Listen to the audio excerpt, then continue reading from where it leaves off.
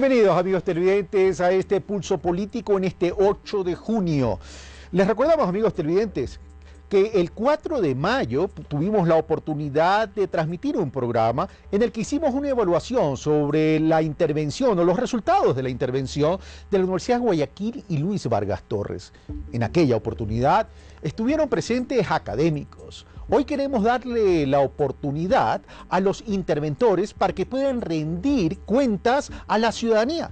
Pero más allá de la ciudadanía, queremos que rindan cuentas a los estudiantes, que son los protagonistas de cualquier universidad.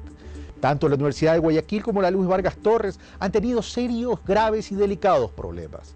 Es por eso que hemos considerado importante, y también a solicitud de los interventores, por cierto, tener este programa para poder ser tremendamente autocríticos en cuanto al proceso de evaluación y sus resultados, que para algunos entra en un proceso necesario, pero para otros hay serios cuestionamientos. Veamos entonces a quienes hemos invitado.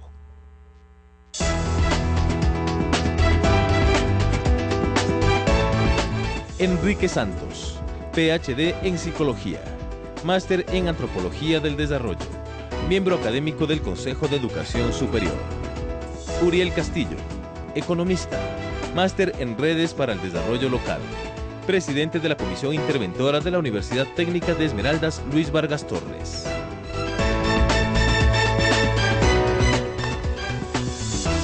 Ellos son nuestros invitados, tanto Enrique Santos como Uriel Castillo. Les doy la bienvenida, caballeros. Gracias por estar en Pulso Político. Buenos días.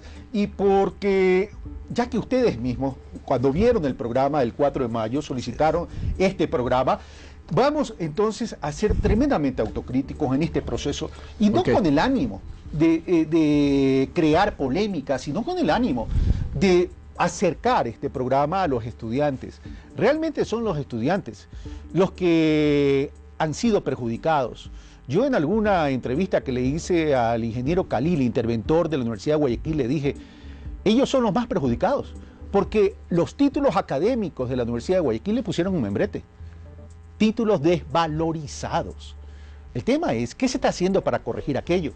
Bueno, el equipo de Pulso Político visitó la Universidad de Guayaquil, conocida como Universidad Estatal, y veamos lo que encontramos en la Universidad de Guayaquil.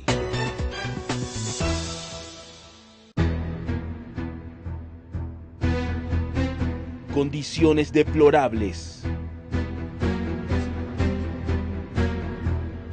Tan mal es la infraestructura que cayó un ventilador sobre una chica, tuvo heridas en su rostro. Corrupción evidente. O sea, sanciones no hemos escuchado, denuncias sí hemos escuchado por acoso sexual. Contaminación y falta de procesos adecuados. Procesos administrativos deficientes. La atención es muy lenta, con un maltrato. Estos son algunos de los males que todavía persisten en la Universidad de Guayaquil, a pesar del proceso de intervención que es cuestionado por estudiantes y profesores. Reconocemos que la Comisión Interventora ha hecho sus adecuaciones. Se pueden ver de manera superficial, e incluso con la construcción de esta plazoleta. Pero creo que sí debería ser más prioritario la construcción o habilitación de las aulas, de las baterías sanitarias, de las instalaciones por dentro de las facultades, ya que eso no se ve por fuera, y creo que sería lo más importante de hacer. El equipo de Pulso Político visitó 3 de las principales facultades. Como primera parada, en la Facultad de Jurisprudencia pudimos constatar el pésimo estado de su infraestructura.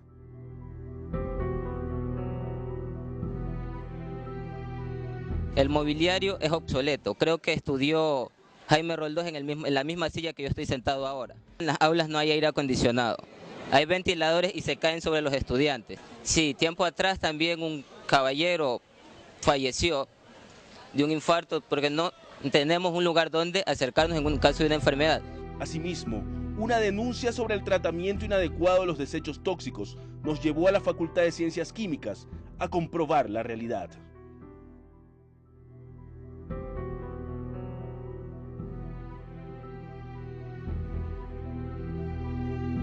También en la Facultad de Medicina se evidencia el tratamiento inadecuado del anfiteatro. Las tomas hablan por sí solas. Las malas condiciones que tenemos para los cadáveres, las malas conservación de ellos, deterioran el estudio o el aprendizaje de los compañeros de primer año, los que recién ingresan. Esto es solo una mínima muestra de lo que pasa en la Universidad Estatal de Guayaquil, en medio de una intervención que no termina de convencer.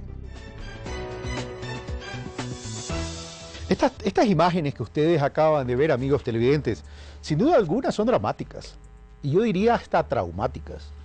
Son fuertes y por eso pedimos disculpas como equipo de Pulso Político, pero esa es la realidad. Evidentemente no podemos asignar la responsabilidad a los equipos interventores porque esto viene desde hace mucho tiempo, pero la responsabilidad de ellos sí es cambiar lo que ustedes acaban de ver en estas imágenes. Si estamos hablando de fortalecer y potencializar a las universidades, tenemos que hablar de potencializar el aspecto académico de las mismas. Pero estas opiniones de los estudiantes también van a ser fortalecidas ahora por las opiniones de quienes participaron en el programa anterior. Y veamos el primer directo de Jorge Carvajal en cuanto a lo que opinó ese 4 de mayo en relación a la intervención de las universidades. Debía haberse aplicado la norma constitucional y estas instituciones de educación superior debían haber dejado de pertenecer. Recuerde, Carlos, que pasó lo mismo con las universidades que quedaron en categoría E, que no superaron el proceso de depuración y fueron suspendidas definitivamente. Si hablamos del principio de igualdad ante la ley, se debería haber aplicado la misma norma en este sentido. Eso opinó Jorge Carvajal en el programa de 4 de mayo, sin perjuicio que les voy a preguntar a nuestros invitados, miembros de la intervención tanto en la Universidad de Guayaquil como de la Luis Vargas Torres, sobre lo que opinaron los estudiantes. Comienzo por esto último. Enrique Santos, Jorge Carvajal cuestiona un poco el por qué no hubo la igualdad entre las universidades públicas y las universidades privadas, donde hubo la suspensión hacia las universidades privadas, no así hacia las universidades públicas, aún estas teniendo una pésima calificación. Gracias, Carlos. Bueno, yo creo que la opinión del profesor Carvajal expresa una duda y un desconocimiento de buena fe, no solo de él, sino de muchos ciudadanos. Nosotros tenemos que enmarcar nuestras acciones en una constitución, en una ley orgánica de educación superior y en un reglamento de intervención de universidades que ha sido aprobado por el CES y que no puede entrar en conflicto ni con la Ley Orgánica de Educación Superior ni con la Constitución de la República. El caso de las universidades que fueron suspendidas y están en proceso de extinción está taxativamente definido y mandado en la disposición transitoria tercera de la Ley Orgánica de Educación Superior, que decía muy claramente, y me permito recordarle a los televidentes, decía que todas aquellas universidades que en la evaluación realizada por el CONEA entre los años 2008 y 2009 habían quedado ubicados en la categoría E, que eran 26 universidades, tenían que ser evaluadas nuevamente y que si no pasaban los baremos que colocaba, sí, exactamente, que colocaba el SEACE, ya no el CONEA, pues tenían que ser cerradas. Es decir, había una herramienta clarísima. Inclusive la herramienta decía ahí mismo de que las universidades que no pasen la evaluación, que fueron finalmente 15, el CES, nuestro organismo, el Consejo de Educación Superior, tenía que establecer un plan de contingencia para que los estudiantes de esas universidades puedan terminar las carreras y titularse en las mismas o puedan pasar a otras universidades de una manera organizada. ¿Cuál es la diferencia con la universidad pública? No hay ninguna diferencia en cuanto al carácter privado y público. La diferencia está en que lo que obliga a la intervención de la Universidad de Guayaquil no es este mandato. Lo que obliga a la Universidad de Guayaquil es algo que está estipulado en la LOES, que tiene otra naturaleza. Las irregularidades. Exactamente. Okay. No es un problema de que la universidad estaba ubicada en la categoría E.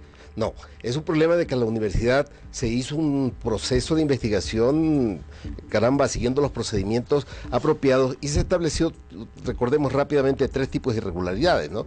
Mala conformación o inexistencia del cogobierno que organiza la universidad, violación del principio de la gratuidad e irregularidades generales. Ok, lo vamos a dejar ahí para ya ir a entrar en detalle.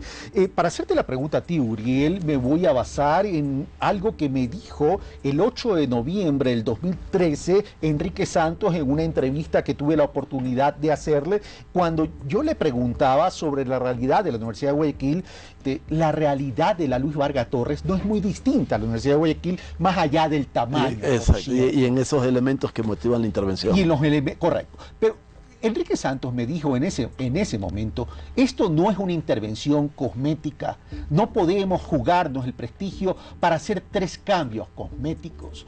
Pero lo cierto es que se han presentado, ya han transcurrido 6 meses de la intervención. Y la intervención tiene un plazo de 1 año, pudiéndose prorrogar 1 año adicional. Parecería que tanto para la Universidad de Guayaquil, tanto para la Universidad Luis Vargas Torres, se van a prorrogar 12 meses más, es decir, 1 año más, van a completar los 2 años. Pero lo fundamental en una intervención no solamente son los procesos administrativos, sino el aspecto académico. Sí, en seguro. ese sentido, ¿cuáles han sido los avances, Uriel? Bueno, en la Vargas Torres el elemento de irregularidades, ya vamos a decir, el elemento que implica las irregularidades académicas, han sido directamente abordados desde el primer instante que nosotros llegamos a la Vargas Torres. Esto ha implicado, por ejemplo, asegurar que el proceso de egreso, por ejemplo, mantenga los elementos centrales de la normativa que exige a una universidad y a un estudiante que debe tener para todos los elementos jurídicos para obtener el título profesional. Por ejemplo, el proceso de egreso ha sido un elemento central para nosotros porque la concesión de títulos sin cumplir con toda la normativa era un elemento que se denunciaba a partir de las causantes de la intervención. Pero los otros procesos que son irregularidades académicas que implican el transcurso desde que se entra a la universidad hasta el momento que se egresa, también lo hemos abordado y eso ha tenido un aspecto de tratamiento en 2 perspectivas. La primera perspectiva es que todo el sistema de registro del desempeño académico fue modificado. Es decir, los departamentos de estadística que contenían todo el registro académico de un estudiante, eso se modifica hacia una plataforma de gestión académica que integra una nueva gestión, un nuevo parámetro de gestión. Pero el tema es que tanto se ha avanzado en la calidad académica, porque sí, la estadística está bien, pero va a receptar es básicamente el conocimiento que está siendo transferido. Pero vale, la calidad académica va a estar dada no solo en la capacidad de recepción del estudiante del conocimiento, sino también en la capacidad y en la calidad del docente. Es decir, ahí el plantel docente es fundamental, más allá también del pensum académico. Sí, seguro. El primer elemento tiene que ver con la capacitación del talento humano, los docentes. Los docentes han sido introducidos en una planificación de capacitación que va desde elementos para generar conocimiento, investigación, ¿sí? Esto es decir, como metodología para hacer artículos académicos, hasta la organización de un plan de estudio para desempeñarlo dentro de un aula. Eso por un lado. Por otro lado, el fin de la precarización académica en lo referente a los docentes. Eso es importante. Es decir, la contratación de los profesores contratados, valga la redundancia porque así se lo denomina en el reglamento, los profesores contratados era a partir de una contratación que se hacía por hora, es decir, servicios profesionales. Eso se cambia a un dictamen en función del reglamento y por tanto termina la precarización laboral. Y eso hace vamos a dejar, bueno, termina la frase. Y eso hace que un profesor ahora tenga que estar 40 horas dentro de la academia debatiendo y generando. Vamos a hablar con eso también con ustedes dos. Por cierto, y antes de ir, don Enrique, vamos a escuchar lo que opinó en su momento el doctor Javier Garecoa de la Universidad de Guayaquil. Pero a lo que tú dices, Uriel, la Ley Orgánica de Educación Superior, conocida como LOES, establece desde el 2010, si no me equivoco, que el 60% de los profesores deben ser titulados, deben ser a tiempo completo, y la Universidad de Guayaquil, en ese caso, al momento que yo le hice la entrevista a Enrique Santos, el 8 de noviembre del 2013, llegaba apenas al 2%. El ingeniero Carlil, en el mes de febrero del 2014, cuando le hice la entrevista, me dijo, en el mes de marzo vamos a iniciar el concurso de mérito y oposición para ir corrigiendo este tema. Pero por otro lado, el doctor Enrique Santos también me comunicó en esa entrevista del 8 de noviembre del 2013, que me dijo que muchos de los profesores habían entrado en aquel entonces, antes de la intervención, sin concurso de méritos y oposición, que prácticamente habían sido seleccionados a dedo. Y por otro lado, la realidad dramática de la Universidad de Guayaquil es que el plantel docente era de 3.500 profesores y empleados 3.100. y el gasto administrativo representaba el 60% de los gastos corrientes. Veamos entonces qué opinó el doctor Javier Garicoa. Es decir, el problema de la Universidad de Guayaquil no está en sus programas, no está en los procesos que se están llevando, porque eso no se evalúa. ¿Cómo se pueden evaluar con qué parámetro? Con el de la Universidad Central, con el de la... no sé, ¿con cuál? Pues no se puede hacer eso. Pero el problema es que la intervención del CES se limita o se restringe precisamente a eso, a establecer lineamientos que, por cierto, todavía están muy difusos para la Universidad Ecuatoriana en general, ¿no? Yo decía, por ejemplo, nosotros no tenemos estándares. ¿Con qué comparar, por ejemplo, yo decía, las carreras Medicina y Derecho que se están en este momento acreditando? ¿Cuál es el estándar que tiene establecido? ¿Contra qué los comparamos? ¿Contra qué lo comparamos? El problema es que las personas responsables de esa gestión siguen allí. Y más aún, pues, algunos de ellos piensan en ser candidatos a rector.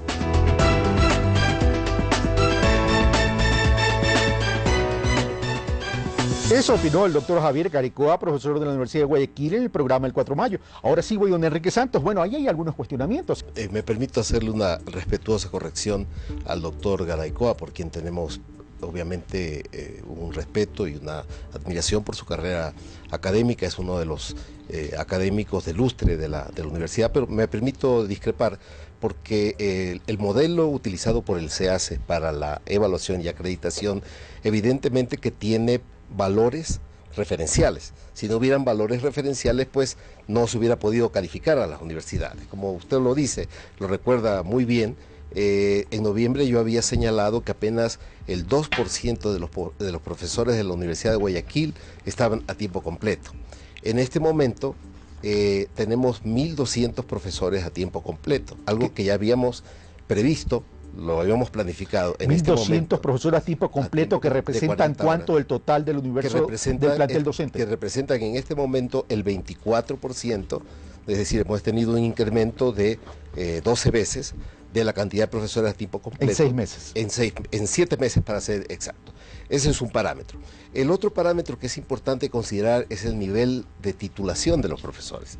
Cuando la Comisión de Intervención ingresó y teníamos los valores que nos proporcionó el SEACES, el porcentaje de profesores con título de 4º nivel habilitante para la docencia, es decir, doctorado, maestría o especialización médica u odontológica, según sea el caso, era apenas del 36%. Al inicio de las actividades, en el pasado mes de mayo, tenemos que el 76% de los profesores, del total de los profesores, tienen título habilitante para el ejercicio de la cátedra. Y una cosa que a mí me parece muy importante destacar, que es uno de los elementos en donde más ha sobresalido, pienso yo, la labor de la comisión, es la investigación. En el año 2013 apenas se invirtieron $96.000 en investigación.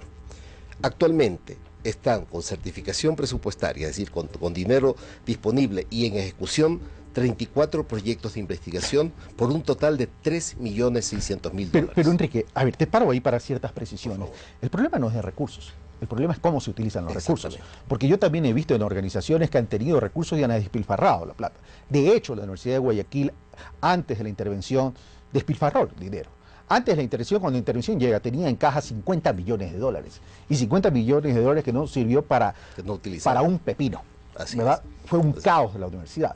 Pero por otro lado, tú me dices, se ha ido incrementando el plantel docente a tiempo completo del 2% al 24%, que es un avance. Pero por otro lado también, hay una exigencia de que los profesores, hay un porcentaje en las universidades, las mejores universidades del país, tienen más del 30% de la planta docente, tiene un título de PhD. ¿Qué pasa con la Universidad de Guayaquil? La Universidad de Guayaquil, decía, en términos generales, me parece importante resaltar esto, estamos en el 76% de profesores con título de 4º nivel apto para la docencia, ¿no? Eso debe quedar claro. Es decir, en eso estamos por encima del promedio nacional establecido por el SEACES en el mes de noviembre. ¿Qué pasa con los doctores? Nosotros teníamos 6 doctores registrados en el informe SEACES del año 2013 con datos del 2012, de los cuales luego nos enteramos que solo 2 estaban activos. los otros 4 profesores con doctorado ya se habían jubilado. En este momento tenemos 24 profesores con doctorado, que no es muy sencillo, ¿no es cierto? Al menos en Guayaquil es un proceso muy lento, y está prevista la incorporación de más de 10 prometeos, con lo cual vamos a llegar a un valor que sigue siendo humilde, pero que evidentemente da cuenta de la preocupación que se tiene ahora por la formación del más alto nivel académico de la planta docente de la universidad. Ya vamos a hablar de los plazos en los cuales se puede corregir esto, pero veamos también lo que opinó el profesor Julio Ayala Serra. Vaya usted a la casona universitaria y encontrará a los jubilados ahí sentados. ¿Qué cree que están mirándole la cara al rector? ¿Aplaudiendo al rector? Están reclamando sus derechos. Reclamando sus derechos. Vaya usted a encontrar en la universidad cientos de alumnos en estos momentos pidiéndole que le devuelvan los que le cobraron a sabiendas de que la universidad era gratuita. La pregunta es, ¿y la sanción? Que me diga el señor Cedeño, ¿dónde están pues los sancionados? ¿Y por qué tanto tiempo en el rectorado si no ha sido un buen trabajo? Porque la universidad se convirtió en una especie de mafia. Y en la alcahuetería es justamente la mala calidad docente.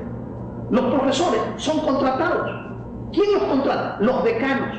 ¿Los decanos a quién contratan? A sus alcahuetes, a sus amigos, a aquellos que le van a servir de catapulta para mantenerse en esos cargos por larguísimos años.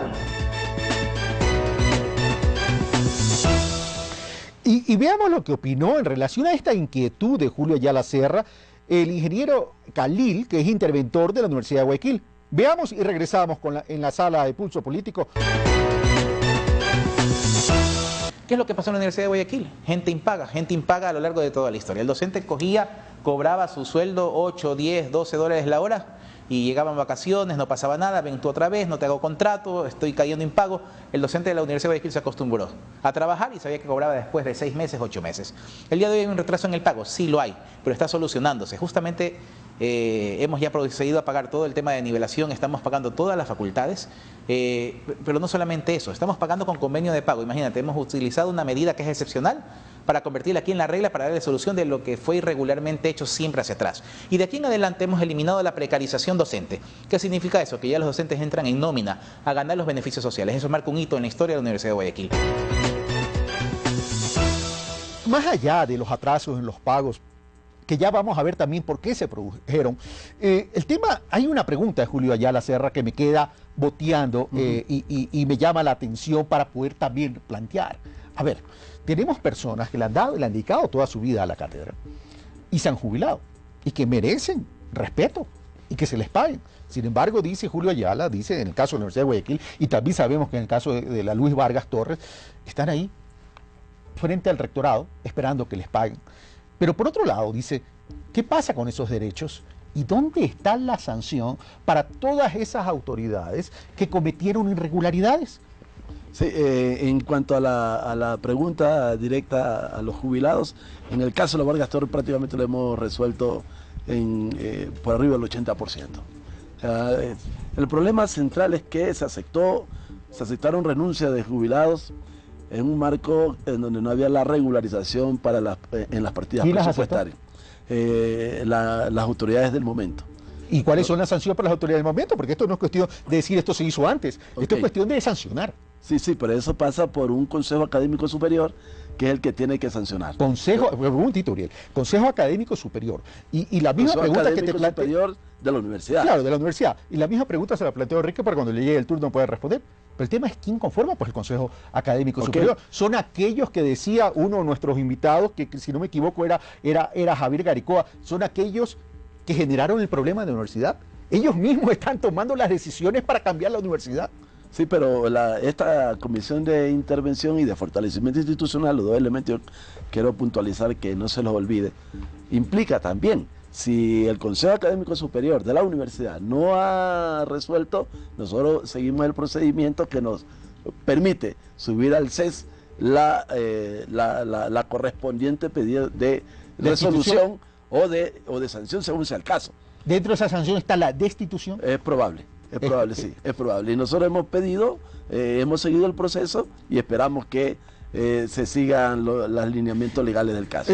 Gracias, Uriel. Perdón, terminaré. Es importante que la comunidad lo conozca.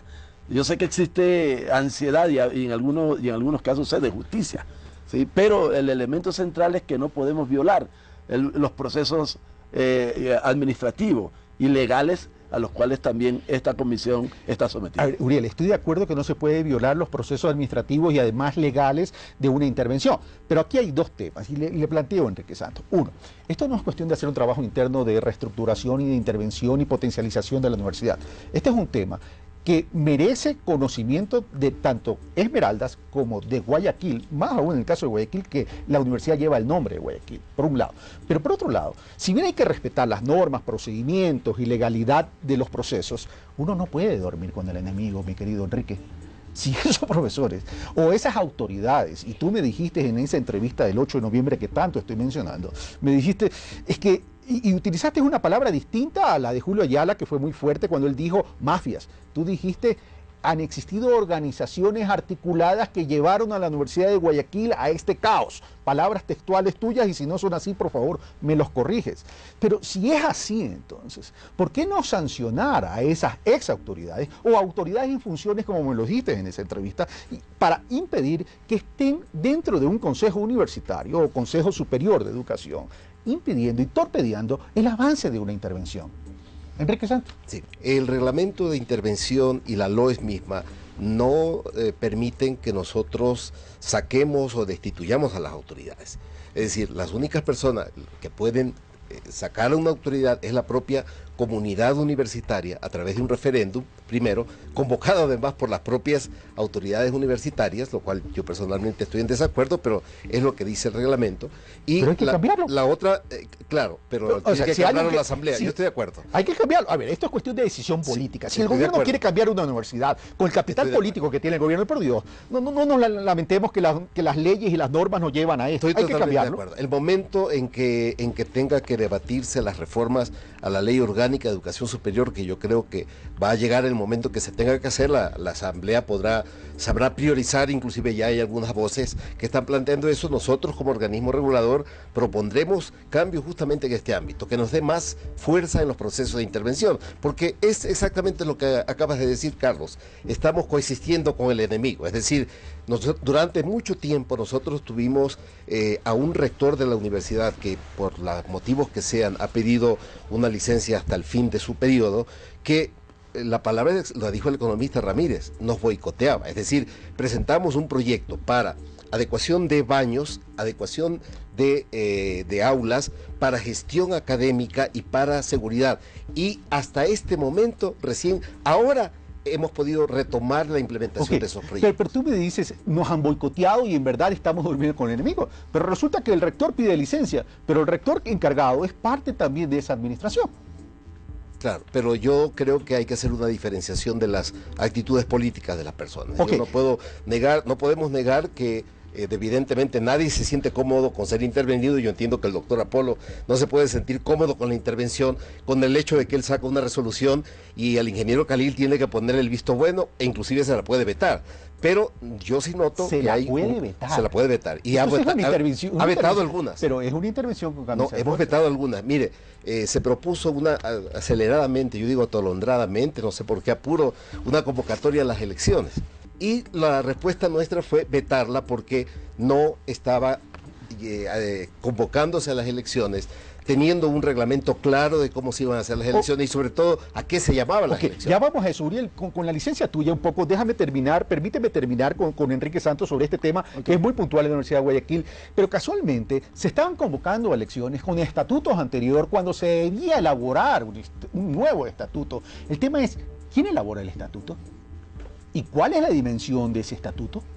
Veamos entonces cuál es la opinión de un dirigente estudiantil en relación a este estatuto, que no solamente va a dimensionar la nueva estructura de la Universidad de Guayaquil, sino también que va a contemplar las reglas del juego de una nueva elección para autoridades de la universidad. Veamos. En este momento están apurados para que se realicen las elecciones y poder consumar todo este tema de que ya nuevas autoridades, no pasa nada, 5 años más tenemos aquí y viva la fiesta. No son nuevas autoridades, serían las mismas. Claro, serían las mismas, ¿no? Sino que lo que cambian es las dignidades, ¿no? Ya no sería el vicerrector académico, sino el rector. O sea, durante más de 10, 15 años han sido los mismos los que han gobernado la universidad, realmente no ha habido un cambio profundo. Incluso yo los invitaría a que rindan cuentas de su gestión, porque lastimosamente aquí el Consejo de Participación Ciudadana también tiene una deuda con las universidades. Los rectores, los vicerrectores que presentan su plan de propuestas a la comunidad universitaria, muy bien, antes de las elecciones, pero cuando ya terminan sus periodos, no rinden cuentas. No se sabe realmente qué tan poco han hecho.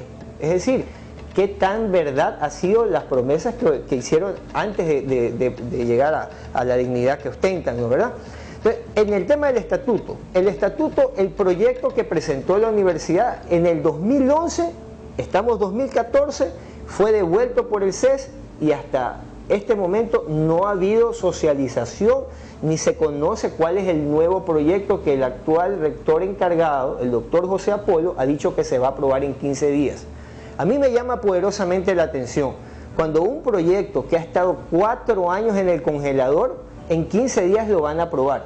Y la comunidad universitaria no tiene derecho ni siquiera a conocer de qué estamos hablando. Esa es la opinión de Óscar Ayala, dirigente estudiantil. Le cedo la palabra entonces a Enrique Santos. Yo expreso mi acuerdo con lo que acaba de decir el dirigente estudiantil en tanto y en cuanto el estatuto no puede ser aprobado por un grupo cerrado entre gallos y medianoche. El estatuto o el proyecto de estatuto que ha sido presentado y que fue ya conocido tiene que ser debatido por los distintos estamentos de la universidad. Yo no tengo apuro, el CES no tiene apuro. El apuro parecen tener algunos candidatos, eso es verdad, pero nosotros hemos sido muy claros con todos los candidatos, con el mismo señor rector encargado, en el sentido de que para nosotros tienen que utilizarse los tiempos que sean necesarios para que ese estatuto sea socializado, para que sea definido, y recuerde usted una cosa, el estatuto debe contar al final del proceso con el visto bueno de la comisión de intervención. Sí, tiene la última la palabra la comisión de intervención. Por eso nosotros hemos señalado de que a medida que se hagan avances en la redacción del proyecto de estatuto, se los presente a la comunidad y se los presente a la comisión, porque yo personalmente tengo muchísimas observaciones al proyecto que se ha presentado. Pienso que ese proyecto, claro, es solo conocido en primera, puede ser cambiado íntegramente, pero ese proyecto reproduce los mismos defectos que tenía el que ingresó al CES y que se devolvió, que es tener un aparato burocrático gigantesco con una cantidad enorme de comisiones, subcomisiones, con una multiplicación de procesos que hacen que la universidad tomar una decisión sea demorado y sea complicado y largo. Pero el tema es, y te voy a citar una frase de Napoleón que decía, vísteme despacio que estoy apurado. O sea, si bien es cierto, Enrique Santos del CES no está apurado, igual el estatuto no puede dormir el sueño de la eternidad a efectos de esperar cuándo pueda estar listo. Sí, porque casualmente es fundamental para definir la estructura de la universidad, y el mismo caso es con la Luis Vargas Torres, y definir cuáles son las reglas de juego para cambiar las autoridades que sí vayan a ser más proactivas con los procesos de la intervención. Nosotros somos totalmente conscientes de esto. Mira, hay un plazo de la intervención. Olvidemos por este momento, que el mismo reglamento de intervención nos posibilita ampliarle un año más. Asumamos que la intervención termina el 23, que así es como tenemos que pensar nosotros, el 23 de octubre. Nosotros no podríamos salir con la cara limpia, ¿no es cierto? Y con sentido de haber hecho bien las cosas si hasta esa fecha no se ha terminado, aprobado el estatuto y no se ha convocado a elecciones. Estás poniendo una fecha que es un compromiso. Es un 23 de octubre del año 2014. Es que Carlos, no podríamos decir que hemos cumplido, nos sentiríamos que hemos fallado con la ciudad, con la comunidad, con el país, si para esa fecha la universidad no tiene un estatuto y no tiene autoridad. Te tomamos la palabra, Enrique. Totalmente. Te tomamos la palabra y, por cierto, vamos a hablar de otros plazos que también establece las normas existentes. Uriel, con tu licencia, voy a ir a una pausa y regreso contigo para hablar de la Luis Vargas Torres. Perfecto. Vamos a ir a una pausa y recuerda, esto es Pulso Político. Soy Carlos Rabascal. Venimos de inmediato.